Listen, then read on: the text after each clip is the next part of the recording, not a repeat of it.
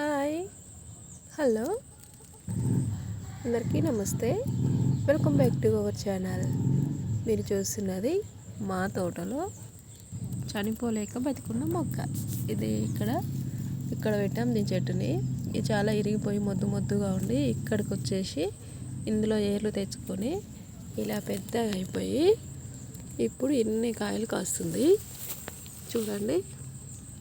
ఎన్ని కాయలు ఉన్నాయో ఇదిగో చూడండి, ఎన్ని కాయలు ఉన్నాయో.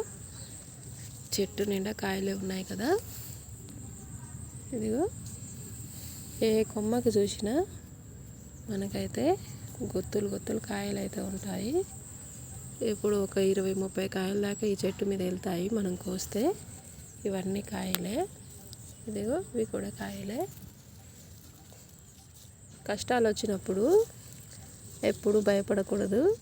ఆ కష్టాలను దాటుకున్నప్పుడు మనకి చాలా గొప్ప జీవితం అయితే వస్తుందని చెప్పడానికి ఇది ఒక మంచి ఉదాహరణ.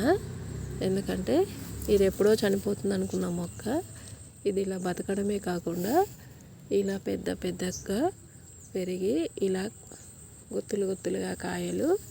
ఈ చెట్టుకి ఎన్ని ఆకులు అయితే ఉన్నాయో మ్యాక్సిమం అందులో సగం కాయలు అయితే ఉన్నట్టే ఉన్నాయి.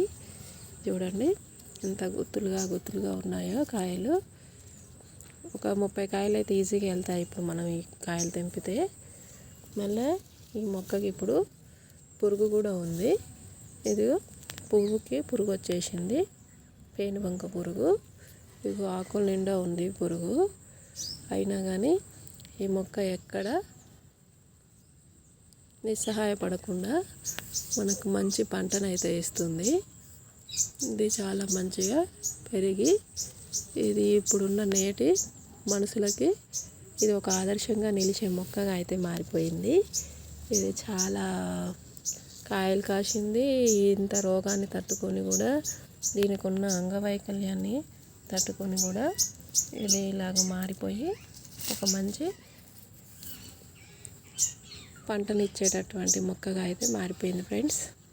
ఓకే, చూశారు కదా మా తోటలో ఉన్న ఒక ఇంపార్టెంట్ మొక్క. ఇప్పుడు అన్ని మిరపకాయ మొక్కల పని అయిపోయింది. ఓన్లీ ఒక 3 మొక్కలు మాత్రమే మంచిగా ఉన్నాయి. అందులో ఈ మొక్క మాత్రమే నెంబర్ 1. ఇంకా మనకి మంచి పంటనిచ్చే మొక్కలల్లా, ఇంత కాయలు ఇచ్చే పంటగా ఇంత మంచిగా. ఈ పేనుబంకకి నేను మజ్జిగ అయితే చల్దాం అనుకుంటున్నాను, ఇంగువ కలిపేసి. Okay friends, bye.